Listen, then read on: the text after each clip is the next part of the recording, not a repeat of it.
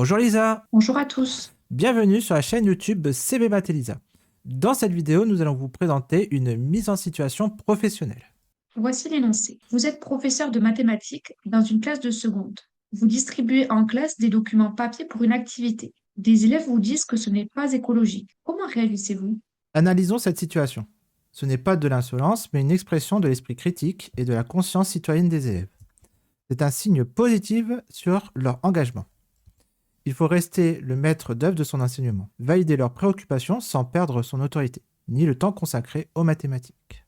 On ne peut pas lancer un débat de 15 minutes sur l'écologie au détriment du cours de maths. C'est une remarque pertinente. Il faut être content que les élèves se soucient de l'impact écologique. C'est un sujet important. Le support papier est indispensable pour écrire, tracer, raturer et raisonner efficacement. Le tout numérique n'est pas toujours adapté aux mathématiques.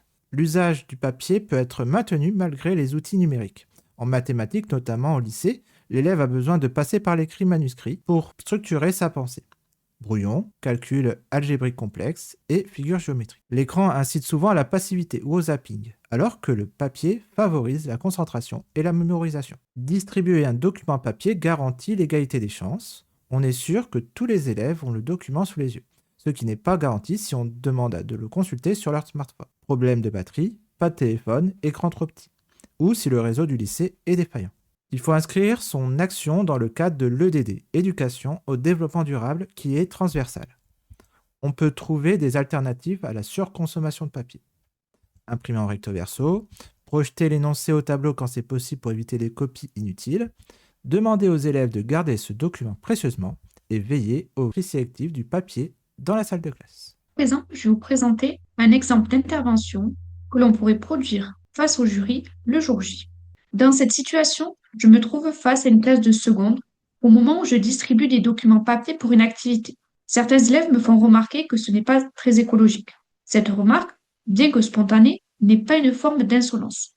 Elle traduit plutôt une conscience citoyenne et un esprit critique, deux attitudes que l'école doit encourager.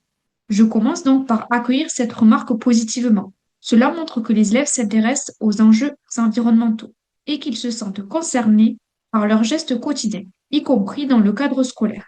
Il est important de leur faire comprendre que je prends leurs remarques au sérieux, tout en restant maître du cadre, du temps du cours. Ce n'est pas le moment d'ouvrir un débat prolongé sur l'écologie, mais je peux en revanche formuler des réponses brèves et cadrées. Par exemple, je pourrais dire: oui, tu as raison, c'est une vraie question. D'ailleurs, on essaie tous de faire des efforts pour réduire le gaspillage. Dans ce cas précis, on va voir que le support papier est utile pour le travail que je vous propose. Cette réponse a le double avantage de valoriser la réflexion des élèves tout en recentrant l'attention sur la tâche mathématique. Elle m'aide à maintenir l'équilibre entre bienveillance et autorité. Sur le fond, il est intéressant de justifier pourquoi l'usage du papier reste pertinent en mathématiques, notamment au lycée. L'écrit manuscrit joue un rôle essentiel dans l'activité mathématique. Il permet de poser des calculs complexes, de construire des figures géométriques, d'organiser ses raisonnements, bref, de structurer sa pensée. Le papier autorise la rature, le brouillon, la recherche tâtonnante, autant d'aspects constitutifs du travail mathématique. Le tout numérique peut se révéler contre-productif dans ce contexte.